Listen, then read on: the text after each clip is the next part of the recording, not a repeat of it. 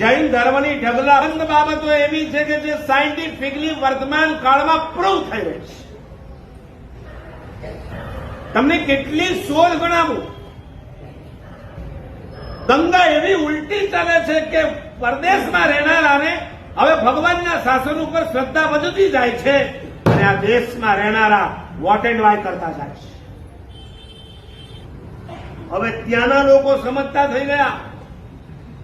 લંડનની સ્કૂલોની અંદર Sanskrit language compulsory છે.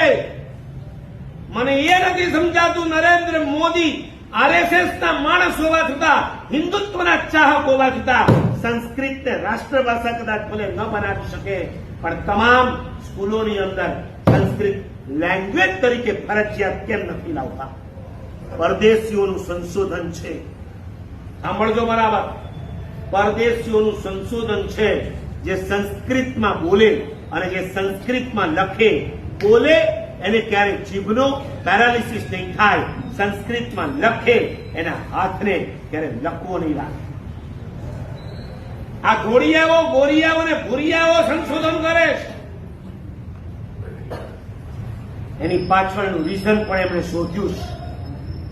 આ રીઝન ઉપરથી તેઓએ આ ડાયગ્નોસિસ આપ્યું છે આપણને કે સંસ્કૃત એ જોડાક્ષર પ્રધાન છે. અંગ્રેજીમાં ક્યાંય જોડાક્ષર આવે ખરા? A to Z ક્યાંય જોડાક્ષર ના મળે. અને સંસ્કૃતમાં ડગલે ને પગલે જોડાક્ષરો આવે.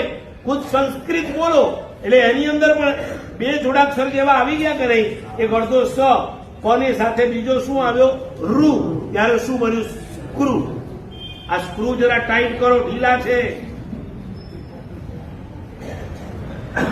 એમણે સરસ સંશોધન કર્યું કે તમે જયારે સંસ્કૃત લખો છો ને એટલે તમારા આંગળીઓ, આ ફિંગર્સ છે ને, એને તમારે શું આપવું પડે છે? દબાણ આપવું પડે છે. વળાંક પ્રધાન છે. એબીસીડીમાં ઊભી લીટીઓ જ વધારે છે, વળાંક ઓછા. અને દેવનાગરી લિપિમાં વળાંક વધારે. અને જેટલા વળાંક વધારે એટલે ફિંગર્સને શું મળે છે? શું મળે છે? એક્સરસાઇઝ થાય છે. અને જે ફિંગર્સને એક્સરસાઇઝ મળે એ ફિંગર્સમાં બ્લડનું સર્ક્યુલેશન ચાલે. અને જ્યાં બ્લડનું સર્ક્યુલેશન સતત હોય એ ફિંગર્સને ક્યારે લખવો લાગે? પેરાલિસિસ થાય. ડીટો એ જ રીતના જબાન. તમે સંસ્કૃતની અંદર બોલો નમોસ્તુ વર્ધમાનાય. આવડે કે ના આવડે? પ્રાકૃત નહીં, સંસ્કૃત કહું છું. પ્રાકૃતમાં જોડાક્ષર ઉડી જાય. સંસ્કૃત જ જોઈએ. તમે નમોસ્તુ વર્ધમાનાય સ્પર્ધમાનાય કર્મણા એકદમ છૂટું પાડીને સ્પષ્ટ શબ્દોની અંદર બોલો. તમારી જીભને શું આવે? વળાંકો આવે. હા, લોચાઓ બધા નીકળી જાય. સ્પષ્ટ શબ્દોની અંદર જેવો આ સૂત્ર બોલે ને, આવી જીભને ક્યારે પણ પેરાલિસિસ નહીં લાગે. અને જોજો, મોટા ભાગે સાધુ સાધ્વીને ક્યારે પણ જીભના પેરાલિસિસ લખવા ક્યારે.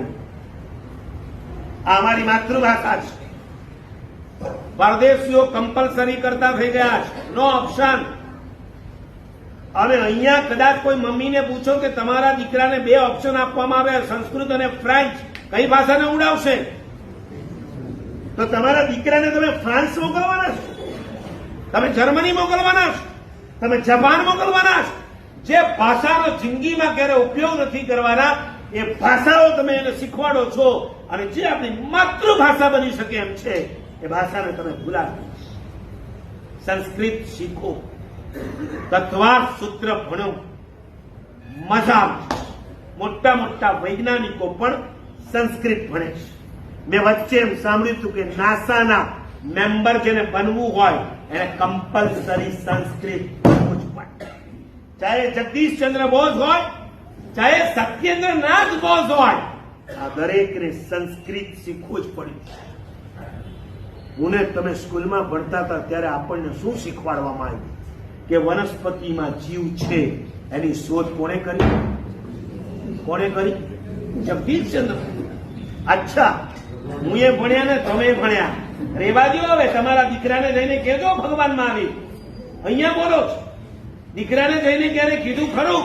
આ તમામ મમ્મીઓને કહું છું કે તમારા દીકરાઓના હોમવર્ક ચેક કરો છો એની સાથે એને જેટલું ખોટું ભણાવ્યું છે કમસે કમ વોશ તો કરો.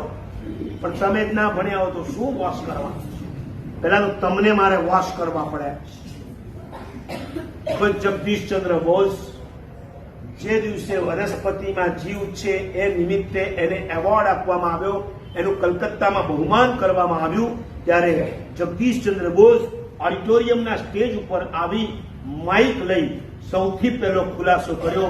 એક વાત બરાબર સાંભળી લો, મેં વનસ્પતિમાં જીવ છે એની શોધ નથી કરી, મેં તો ખાલી સાબિતી આપી. લેબોરેટરીની અંદર શું કરવાનું હોય? પ્રૂફ, સાબિતી. બાયોલોજી જે ભણ્યા હશે ને ખબર હશે, સ્કૂલની અંદર લેબમાં લઈ જવામાં આવતા હતા અને કેટલાક પ્રયોગો આપણે કરતા હતા, એક્સપેરિમેન્ટ. ખુદ જગદીશચંદ્ર બોઝે પોતાના વક્તવ્યમાં કીધું કે આજથી 2500 વર્ષ પહેલા વનસ્પતિમાં જીવ છે એની શોધ મેં નહીં, ભગવાન મહાવીરે કરી છે. અને એમના એ વચનો આચારામ સૂત્ર અને પન્નવણા સૂત્રની અંદર લખાયેલા છે. પન્નવણા શબ્દ બોલતા તમને નથી આવડતું જગદીશચંદ્ર બોઝને, તો એ જ ભણવાના તમે, તો એક તમે કહેવાના વનસ્પતિમાં જીવ છે એની શોધ જગદીશ. અરે જગદીશચંદ્ર બોઝે ખુદે કીધું, ભગવાન મહાવીર કહી ગયા છે વનસ્પતિમાં જીવ. હજી આગળની વાત કરું, હાજા બગડી જાય એવી વાતો છે. બહુ બધું મટીરિયલ જયારે ભેગું કરું ને ત્યારે તમારી સામે એક પ્રવચન કરી શકીએ છીએ.